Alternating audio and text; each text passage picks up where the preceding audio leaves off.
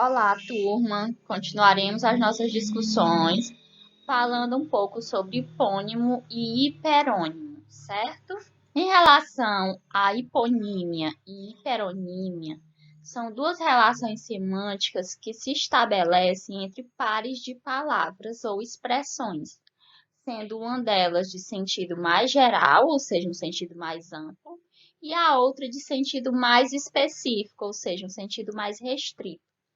Lembra que na aula anterior nós falamos sobre a questão do arquipélago, que é uma palavra que possui um sentido mais geral, e falamos de Marajó, que é uma palavra com sentido mais específico, pois aquilo ali que a gente estava discutindo era exatamente a hiponímia e a hiperonímia.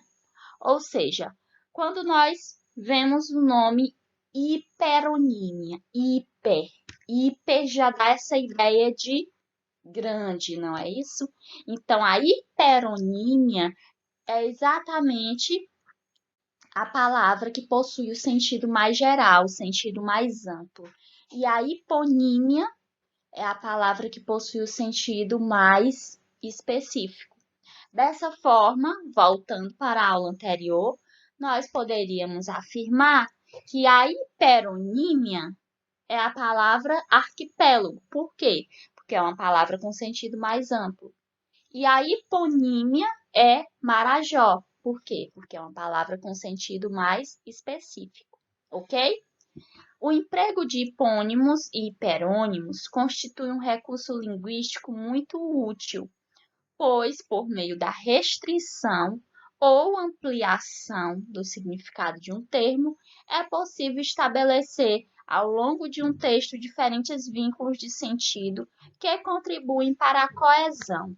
Então, o uso de hipônimos e hiperônimos nos nossos textos, eles são importantes, principalmente porque eles vão tornar os nossos textos mais coesos. Se eu faço esse uso de uma forma adequada, se eu utilizo os hiperônimos e os hipônimos adequadamente no meu texto, há uma grande chance de que esse meu texto se torne mais coeso, certo? Eu trouxe aqui alguns exemplos para que vocês possam entender melhor. Observe que nós temos o hiperônimo animais. Por que é hiperônimo? Porque quando eu digo animais, eu vou estar utilizando uma palavra mais geral, ou seja, animal pode ser qualquer animal, não é isso? Então, quando eu digo que esse animal ele é um quadrúpede, eu já estou usando um hipônimo. Por que é hipônimo? Porque eu já estou especificando mais que animal é esse. Quando eu digo que este animal é um quadrúpede e um equino, eu estou fazendo uso também de um hipônimo. Por quê? Porque eu estou especificando. E quando eu digo que esse animal é quadrúpede, equino, cavalo, eu estou fazendo uso também de um hipônimo. Por quê? Porque eu especifiquei. Então, o hipônimo são as especificações e os sentidos mais restritos das palavras, e o hiperônimo é o sentido mais geral, é o sentido mais amplo da palavra, ok? Eu trouxe mais alguns exemplos para que a gente possa dialogar sobre esse assunto. Eu tenho a palavra móvel. A palavra móvel, ela é um hiperônimo. Por que a palavra móvel é um hiperônimo? Porque quando eu digo móvel, eu posso estar me referindo a qualquer móvel, não é isso? Ou seja, a palavra móvel é uma palavra que tem um sentido mais generalizante.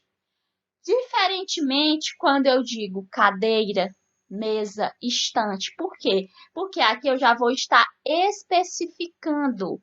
Dessa forma, as palavras cadeira, mesa e estante, elas são hipônimos, ok? Por quê? Porque estão especificando. Da mesma forma, quando eu digo flores, flores é o hiperônimo. Por quê? Porque é algo mais generalizante, é algo mais amplo. Diferentemente, quando eu digo margaridas, rosas, petúnias, orquídeas. Ou seja, aqui nós temos hipônimos. Por quê? Porque eu especifiquei. Compreendido essa questão de hipônimo e hiperônimo? Essa é a referência utilizada nessa discussão e muito obrigada a todos e todas e um abraço. Para iniciarmos as nossas discussões sobre antônimos, temos aqui um trecho da obra de Guimarães Rosa, que diz o seguinte: correr da vida embrulha tudo. A vida é assim, esquenta e esfria, aperta e daí afrouxa, sossega e depois desinquieta. O que ela quer da gente é coragem. Esse trecho é um trecho da obra Grande Sertão Veredas, que é considerada, né, como a obra-prima de Guimarães Rosa. E nele, se vocês observarem, tem alguns trechos que estão destacados em negrito. Por que que esses trechos estão destacados em negrito? Exatamente porque se a gente for observar o que eles estão nos dizendo, né, o que eles repassam é exatamente essa ideia de contrariedade, de oposição. Observem que o narrador, né, do texto, ele vai dizer que a vida é assim, esquenta e esfria. Se a gente observar, a palavra esfriar, ela é exatamente oposta da palavra esquentar, não é isso? Assim como a palavra aperta é oposta da palavra afrouxa. Assim como a palavra sossega é oposta da palavra desinquieta, certo? Então, o que nós temos aqui, em relação a essas palavras que estão em negrito, é exatamente os opostos das significações, ok? E aí, qual o nome que nós damos a isso? Antônimos são vocábulos que, em um determinado contexto, têm significados opostos ou aproximadamente opostos. Se nós já tínhamos visto anteriormente que os sinônimos são as palavras que têm significados semelhantes, os antônimos são as palavras que têm os significados opostos, certo? Então, aqui esse trecho é um exemplo de antônimo, em que a gente pode observar essa oposição em relação ao significado das palavras apresentadas. Aqui eu trouxe só uma imagem, né, para que a gente possa ver que antônimos está relacionada à oposição do significado das palavras, né? Então, quando a gente pensa em antônimos, automaticamente a gente já tem que pensar em oposição. Essa foi a referência utilizada e um abraço a todos e todas.